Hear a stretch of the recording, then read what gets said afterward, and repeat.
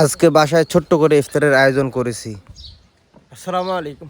আপনারা অনেকে জানেন যে আমি দেশে আসছি, আর যারা জানেন না তারা হয়তো বা এই ভিডিওতে জেনে যাবেন।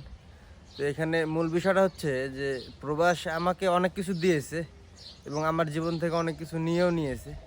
তো যাই হোক, যে জিনিসগুলো দিয়েছে আমাকে অন্য একটা ভিডিওতে আপনাদেরকে বলার চেষ্টা করব।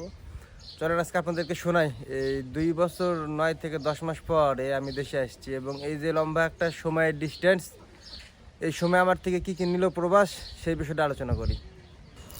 প্রবাস যেমন মানুষকে অনেক কিছু দেয় এবং মানুষের জীবন থেকে অনেক কিছু নিয়েও নেয়, যেমনটা আমার সঙ্গে হয়েছে। আপনারা অনেকে জানেন যে আমি বহুত দিন পরে দেশে আসছি। যারা আমার প্রতিনিয়ত ভিডিও দেখেন তারা বলতে পারবেন।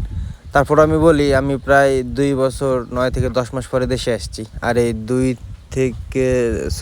2 বছর 9 থেকে 10 মাস এর মধ্যে আমার যে 2টা সম্পদ ছিল, একটা হচ্ছে দাদি আর একটা হচ্ছে আমার নানি। এই 2টাই মারা গেছে, যাদেরকে আমি মাটি দিতে পারি নাই, এবং এই 2টাই আমার কলিজা ছিল বলতে পারেন। তো আসলে এটাই হচ্ছে দুঃখের বিষয় যে প্রবাসীরা প্রবাস তো করে ঠিক আছে, কিন্তু এই যে তাদের আত্মীয় স্বজনগুলো মারা যায়, তো এটা যে কতটা বেদনাদায়ক, কতটা কষ্টের, শুধুমাত্র এক প্রবাসীরাই বুঝবে যাদের আত্মীয় স্বজন মারা গেছে। তো আমি চাইছিলাম যে এখানে আমার দাদির এবং নানির কবরটা জিয়ারত করব এবং ছোট্ট করে একটা ইফতারি মাহফিল করব। তো এর জন্য এই উদ্যোগ। আপনারা হয়তো বা শুরু থেকে এখন পর্যন্ত বুঝতে পারছেন যে আমাদের এইখানে কিভাবে ইফতারের আয়োজন করা হয়। তো জাস্ট এখানে ইফতারের আয়োজন এটা ছিল দাদির, এবং এটার পরের দিনে গিয়ে নানিরটা করছি। তো নানিরটার ভিডিও আমি বানাই নাই, শুধু দাদিরটার বানাইছি।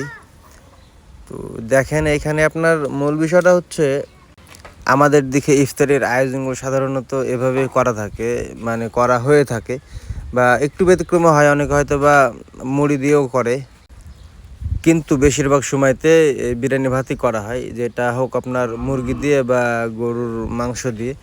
তো সম্পূর্ণ প্রসেস আপনারা হয়তো ভিডিওতে আগে পরে বুঝতে বা পেরেছেন যে কীভাবে এখানে বিরিয়ানি করা হয়। তো আপনাদেরকে তারপর আমি দেখাই। এখন এই যে এখানে কিন্তু চাল ধোয়া হচ্ছে, এবং এই চাল ধোয়ার কাজ শেষ হয়ে গেলে পাতিলে চলে যাবে। পাশাপাশি যে জন মারা যায় তার জন্য হয়তো বা কোরআন শরীফ পড়ে একটা খতম দিয়ে দোয়া মোনাজাত করা হয়, এবং কবরে গিয়ে, মানে কবরস্থান যেটা, কবরস্থানে গিয়ে কবরটাও জিয়ারত করা হয়। সেটা হয়তো আপনারা ভিডিওর মাধ্যমে দেখতে পেয়েছেন বা সামনে পাবেন। আর এখানে ইফতারির জন্য সমস্ত ফল ফ্রুট কাটা হয়েছে। এই যে এখানে দেখেন কবরটা জিয়ারত করা হচ্ছে, এটা আমার দাদির কবর। আর কি বলবো আপনাদেরকে, বলার ভাষা নাই। সবাই ভালো থাকবেন, সুস্থ থাকবেন, আমার জন্য দোয়া করবেন, আর সব শেষে আমার নানি দাদির জন্য দোয়া করবেন।